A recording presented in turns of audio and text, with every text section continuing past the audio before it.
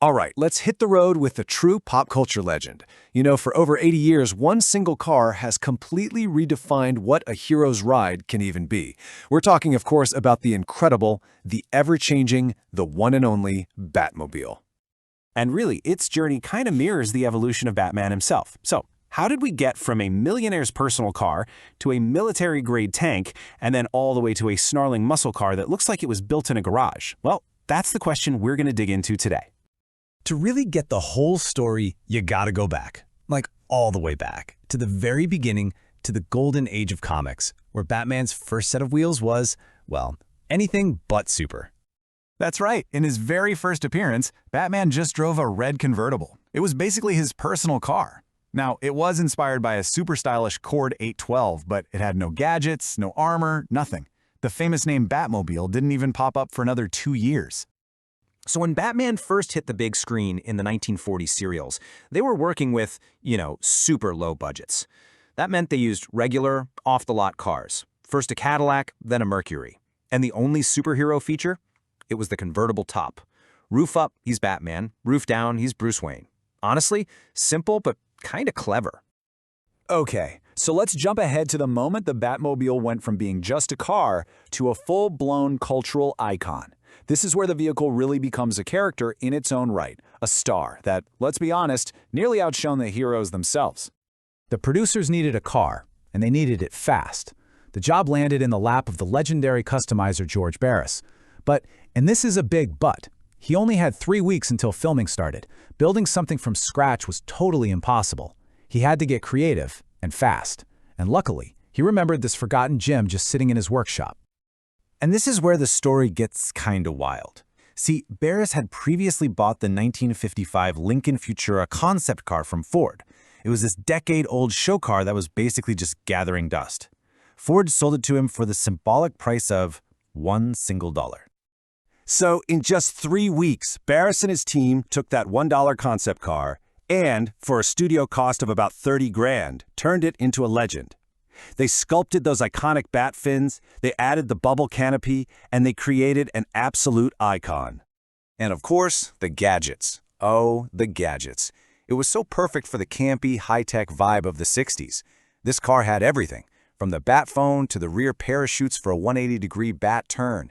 This car basically wrote the rule book for what a superhero vehicle should be. It became so famous that decades later, the original sold at auction for a mind-blowing $4.62 million. Now we're going to leap forward to the blockbuster era. As Batman returned to the movies, his car went through 2 of its most dramatic transformations, and they could not have been more different from each other, all thanks to 2 very different directors. Right, so Tim Burton just threw out the entire campy playbook. He wanted a Batmobile that was long, low, and genuinely terrifying, like a piece of dark, gothic art on wheels. The designer, Anton Furst, absolutely nailed it, building this incredible beast on the chassis of 2 Chevrolet Impalas that were literally fused together. And man, when you put these 2 side by side, the difference is just night and day. Burton's car was this jet-powered battering ram. It even had a bat missile mode, where it could shed its outer shell to get through tight spots. But when director Joel Schumacher took over, the whole philosophy just flipped. His car was this neon-lit fantasy with an almost organic skeletal look to it. The goal wasn't grit, it was spectacle.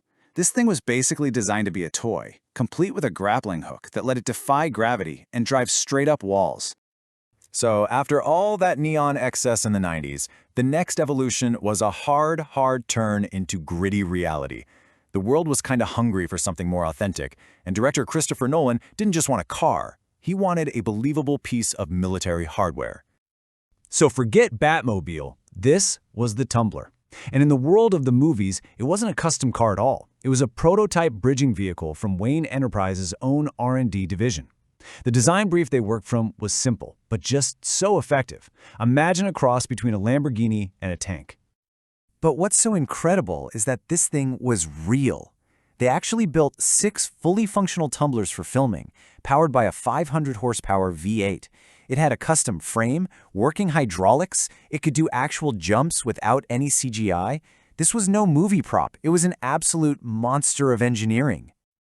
So after the military-grade Tumbler, the more recent Batmobiles have kind of swung back towards something that looks like it belongs on the road, albeit a road that runs straight through a war zone. Zack Snyder's version for Ben Affleck's Batman was this brutal hybrid. It kept that armored, militaristic feel of the Tumbler, but squashed it down into a lower, sleeker profile. Its design was heavily inspired by the Batmobile in the super popular Arkham Knight video games, creating this heavily armed, all-terrain beast that felt both tactical and predatory. It was just perfect for an older, more jaded Batman. But for the most recent Batman, director Matt Reeves scaled things way back. He wanted a car that looked like a younger, less refined Bruce Wayne could have actually built it himself. Something raw, something menacing, something almost animalistic, like it was alive. And what they came up with, man, it just perfectly nails this new direction. It's basically a souped-up 1960s muscle car, like a Dodge Charger on steroids. It's got this exposed V8 engine in the back, churning out about 650 horsepower, and a massive steel bumper up front designed for one thing and one thing only, smashing through absolutely anything in its way. This isn't military tech, it's pure brute force. So you see, from a simple convertible to a Gothic rocket, a neon toy, a military tank, and now a street brawler, the Batmobile is never just a car. It's a perfect reflection of its Batman and the times he lives in. Which really makes you wonder, as the hero keeps changing, what kind of machine is he going to need next?